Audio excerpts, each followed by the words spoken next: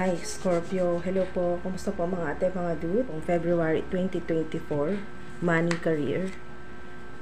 Basta tungkol po ito sa pera, pananalapi, financial po ninyo. Mga ate, mga dude, may trabaho ka man o wala, ano man po yung edad po ninyo, 60, 70, plus. Yan po mga ate, mga dude, welcome po kayong lahat dito. Sa mga nagtatanong kung kasama pa po yung mga 70 plus ang edad, yes po, lahat po kayo. Maliban na lang po sa mga minor, kailangan po syempre ay may gabay pa rin ng mga adults. Sa lahat po ito, general reading po ito mga ate, mga dude, gamitin nyo pa rin po ang inyong intuition, ang inyong pong personal judgment o personal discernment. February 2024.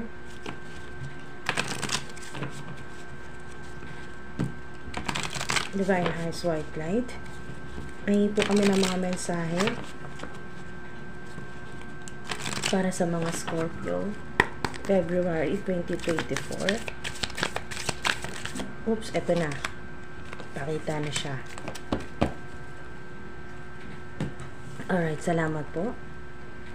Divine Highs White Light, Divine Beings, maraming salamat po sa mensahe na ito sa mga Scorpio. Detox your friendships. Your abundance flow is being affected by the people with whom you're spending time. So, be discerning about your associations and relationships. Choose to be with people who are inspiring, generous, and supportive. Yan po mga ate, mga dude. Ito po yung overall po ninyo, no, na makaka-apekto sa inyo pong sa inyong pananalapi, yung money, finance, career po ninyo, o negosyo, creative projects, o online platform po ninyo mga ate, mga dude. Detox your friendships, or kung sino man po yung mga tao na kahit hindi nyo po talaga mga malalapit na kaibigan, o ito po ay mga ate, mga dude, maaari pong naapektuhan ng mga toxic people, ng mga tao sa paligid po ninyo, sa inyo pong trabaho, sa inyo pong trabaho na tinuturing nyo rin pong mga kaibigan, yung mga co-workers po ninyo, mga colleagues po ninyo, boss. So, ayun po, basta kung sino po yung mga tao na lagi po ninyo kasama, yan po, mas maganda na piliin nyo po yan ngayon po, lalo ng February. Inspiring, generous, and supportive po, para po yan ay magbago na rin po yung inyo pong yung flow ng abundance po ninyo mga ate, mga dude. Hindi nyo man po ito napapansin, pero malaki pong epekto nito sa inyo pong financial o yung flow po, no, yung pagpasok po ng abundance, no, ng pera sa inyo pong career, sa inyo pong buhay, sa trabaho po ninyo, lalo na kung kayo po ay napaliligiran po ng mga narcissistic o mga toxic po na mga katrabaho. Ayan po, kasama ninyo sa trabaho, mga tao na nakakasalamuha po ninyo mga ate, mga dude. So, yan po yung pinaka-overall na advice po sa inyo ng divine beings. Ito po ay detox your friendships, o yung mga tao na nakakasalamuha po ninyo, lalo na sa trabaho po ninyo yan, or sa online platform. Ayan po mga ate, mga dude. Okay, so tuloy na tayo.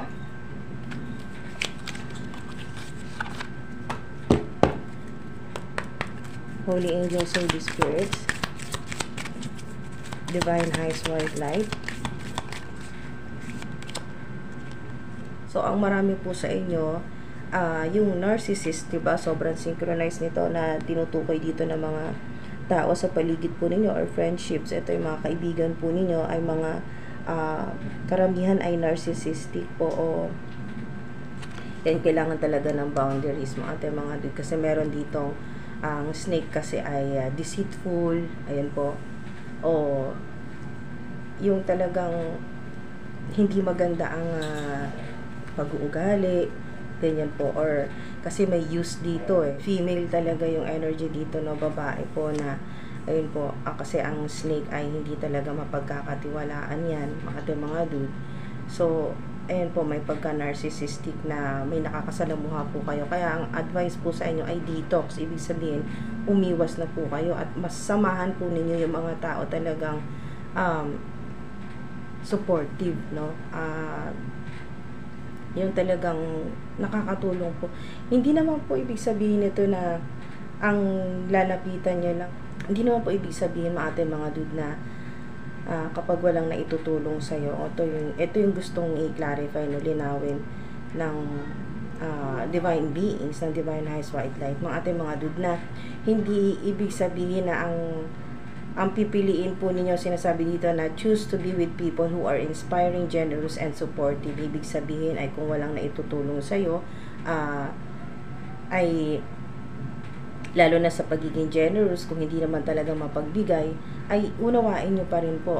Tingnan nyo pa rin, mga mga dude, kung hindi man nakakatulong sa'yo pero nakakasuporta naman sa'yo sa iba't ibang paraan naman, hindi nga nakakatulong sa'yo sa pera o sa kung anong kailangan mong material, pero pinapagaan naman ng loob mo, hindi ka naman inaabuso, hindi ka ginagamit, mga dude. Alam niyo yun, kasi meron dito, malalaman mo, magkakaroon ka ng clarity ngayong February na may kukumpara mo na kung sino talaga yung totoong narcissistic, kung sino yung talagang nagkataon lang na walang maitulong sa yung material, pero talagang nagbibigay sa'yo ng inspirasyon, nakasuporta naman sa'yo. Ayan po, mga dude. Malalaman nyo yan at yung inyo pong intuition ay tutulungan po kayo para makita nyo talaga kung sino ang deceitful at kung sino ang hindi. So, maglalagay talaga kayo ng boundaries dito, mga dude. Dito na yon, ito na yon. Isang paraan na yung boundaries na yan, ito yung pag-detox, no? Pagpili mo na, no? Pag-iwas na sa mga negatibong tao at yung mga talagang piliin nyo na yung mga taong talagang nakasuporta sa inyo kung ano man po yung ginagawa po ninyo, trabaho po ninyo, yung career, negosyo, ganyan po mga dude. So meron pong snake na mga dude, girl with a snake. So female po yan, babae or mga babae.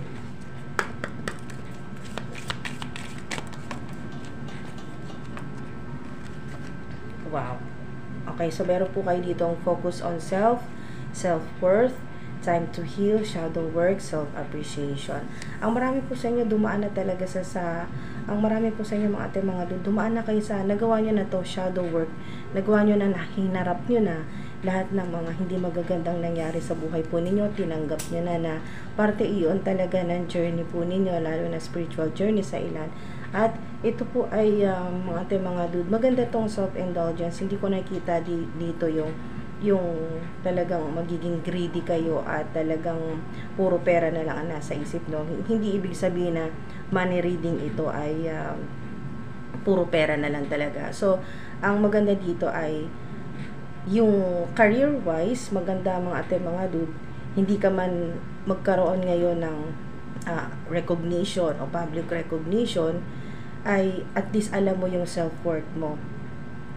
And po mga dude, self-appreciation yan, na ginawa mo lahat ng makakaya mo, nagsikap ka, nagtrabaho ka ng maayos, natapos mo yung mga dapat mong tapusin, sa talagang sakto talaga yan mga dude, sa deadlines.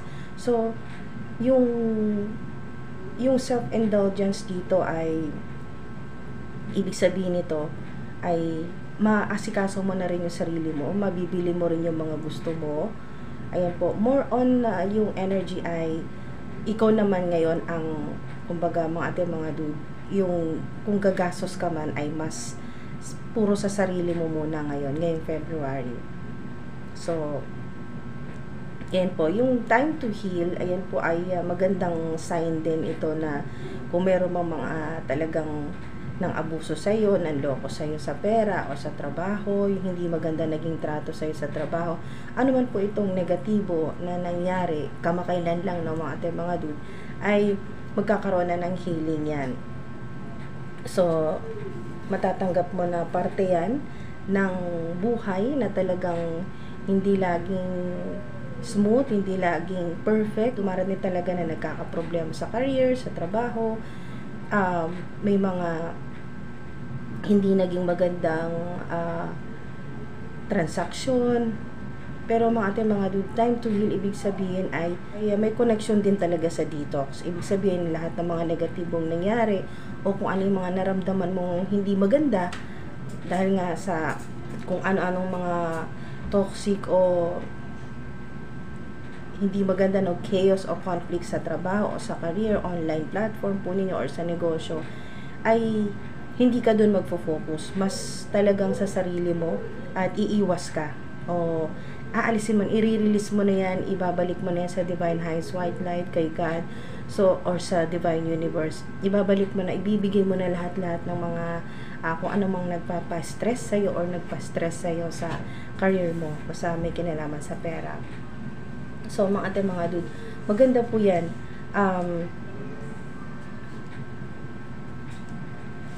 Kasi ikaw naman ngayon, kung ano yung mga gusto mo gawin, mabili, yan po, or puntahan, basta self-indulgence ay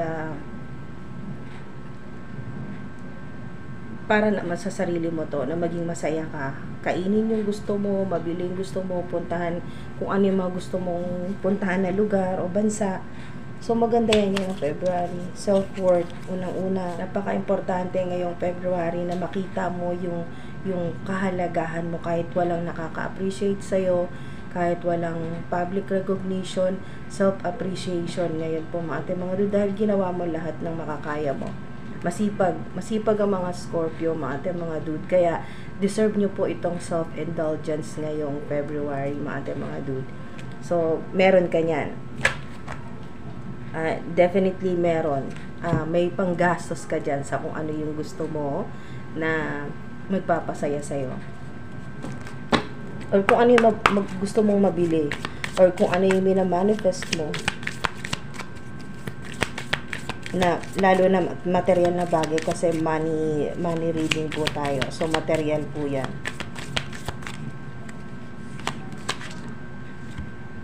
Okay, so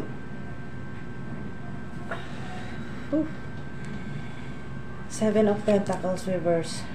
Ito yung tinutukoy dito sa na kailangan ng i-detox o kailangan ng iwasan, i-release sa Divine Universe. Low frequency, low energy po yan. Mga narcissistic. Ayan po. So,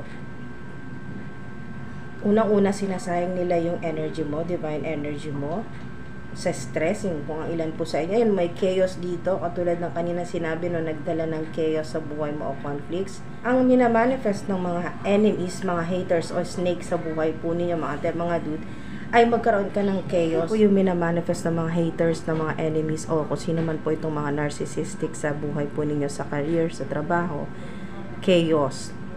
Ito po yung ginawa nila, no, sa'yo, sa online platform, sa inyo pong negosyo, na talagang hindi kanila tinigilan, no? Talagang nagdala sila ng chaos sa buhay mo, conflicts, at gusto nilang talagang sumuko ka, yan, no? Giving up yung energy, na maubos yung pasensya mo sa kanila, magalit ka kasi may gaslighting, makipag-away ka sa mga viewers mo, sa mga kliyente mo, sa mga katrabaho mo, walan ka ng pasensya, makipagtalo ka, makipag-away ka, mag-react ka kahit hindi naman na kailangan mag-react sa mga haters mo, sa mga bashers mo, or sa mga kung sino man yung mga galit sa'yo sa trabaho.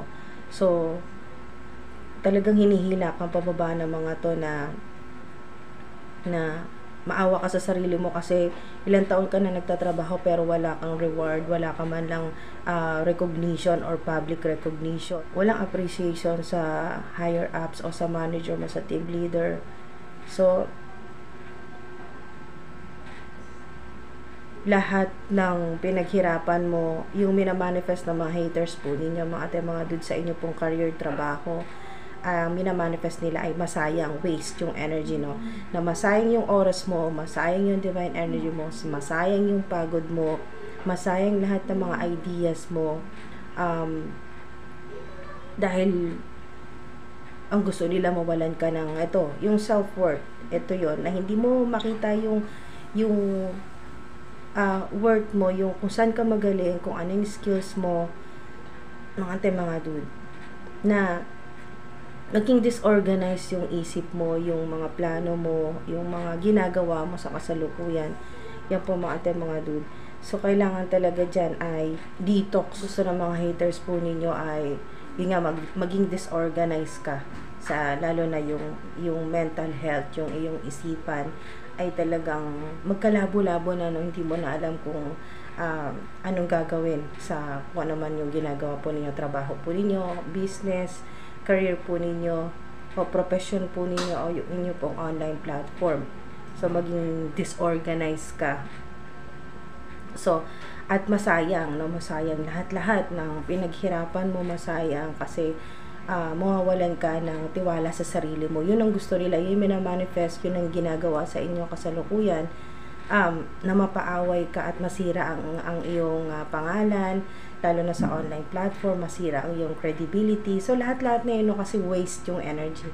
Ganun po yung gustong mangyari or ginagawa kasalukuyan ng mga tao po na galit sa inyo. Lalo-lalo na ito po, no, ang sign na yan ay yung girl with the snake. Ibig sabihin sa ilan ay mas marami po, no, na female, babae, or mga babae po yan. Alright, so meron po kayo dito reverse tower. The tower, pero reverse po siya. Ito po yung upright niya, ganyan yung itsura niya. At ito po yung reverse. So, hindi sila tumitigil, no? Hanggang sa lukuyan, hindi sila tumitigil.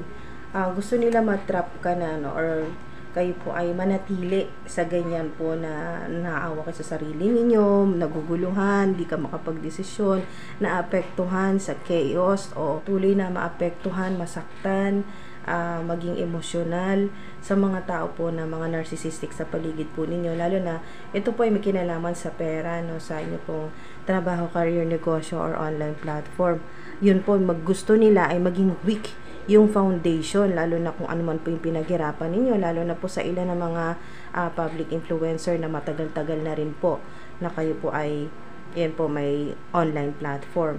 So, ang sinasabi dito ay maiiwasan nyo. Okay? Yun ang kagandahan, maiiwasan po ninyo yan. Pero ang paalala po sa inyo dito ay makaiwas sa yung mga dati pa na ninyong ginagawa, mga dude.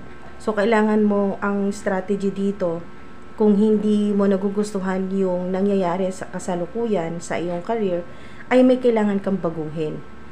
Alright, so malalaman mo yan kasi magiging highly intuitive. Mas highly intuitive po kayo ngayong February, malalaman nyo po yan. So, ibig sabihin, kahit anong gawin ng mga haters po ninyo, ng mga narcissistic sa buhay po ninyo, ay maaagapan kasi makakapaglagay ka agad ng boundaries, makakapag-detox ka, kumbaga makakaiwas ka na agad sa kanila kung sino man itong mga to, or matagal na nagpapahirap sa'yo sa career, sa online platform, sa negosyo mo, sa trabaho, pero ngayon ay makakapag-umpisa ka na mag-detox ng iyong mga kaibigan o yung mga nakakasalamuha po ninyo, mga katrabaho po ninyo.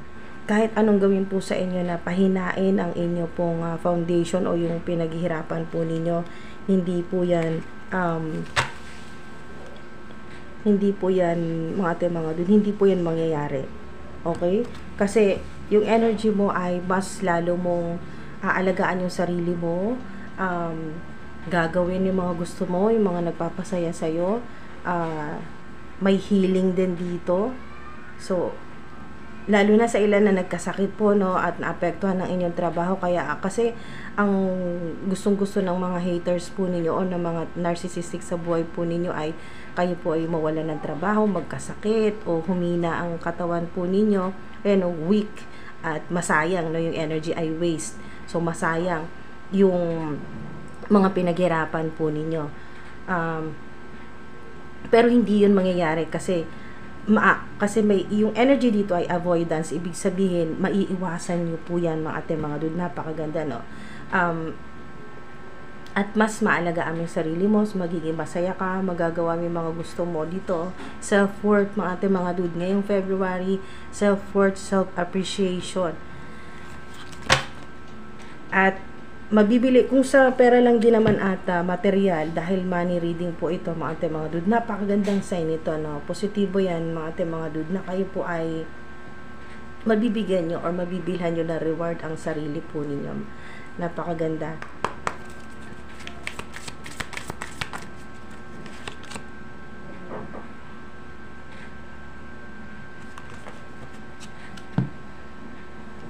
Ayan po. So, isa pang confirmation kung reading mo ito na magiging abundant ka ngayong February ay kung ang ilan po sa inyo ay talagang nakaranas ng poverty. Ayan po, setbacks, napakaraming setbacks, poverty, yan po. At dumaan kayo sa mga matitindi talagang mga panganib, danger, yung panganib o aksidente, ganyan po. Meron dito na nakaranas po na maaring nung bata ka pa or ilang taon na nakakalipas, 7 or 9 years na po, or sa ilan ay maaring 15 years na po ang nakakalipas na kayo po ay ang bahay po ninyo ay nasunugan, ganyan po. So, meron kasing sunog. May ganun po, fire energy. May sunog, nasunugan, yung pinaghirapan, nasayang.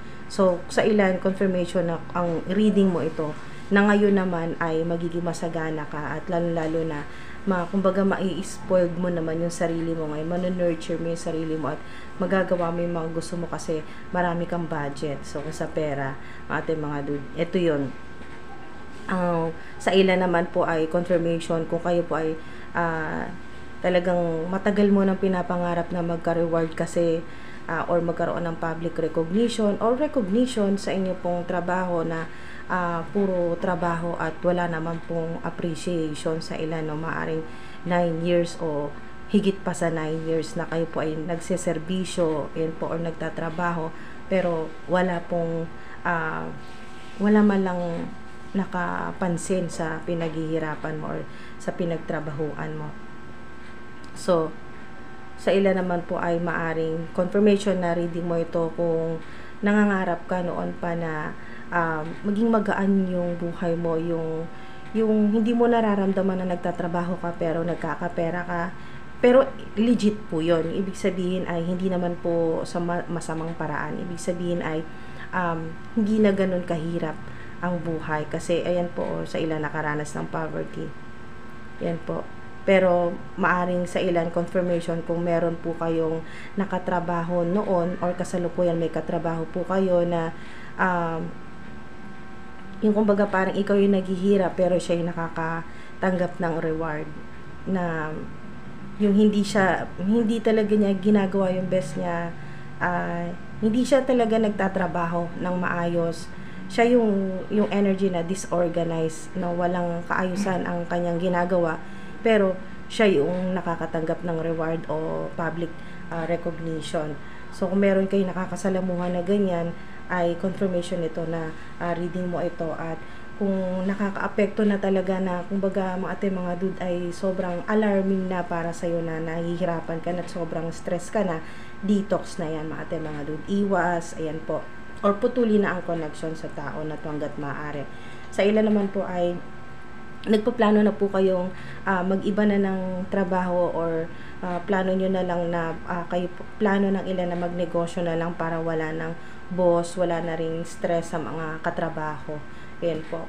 So, self-employed o freelancer sa ilan. So, yan po. Positibo po yan na ganito po yung mangyayari, na magiging abundant ka at ayun, magkakaroon ng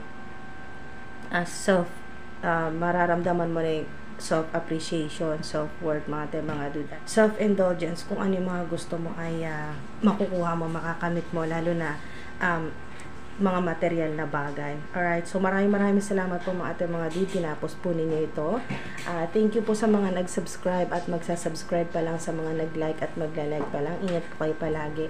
Hanggang sa susunod po, salamat po mga dude. Ingat po.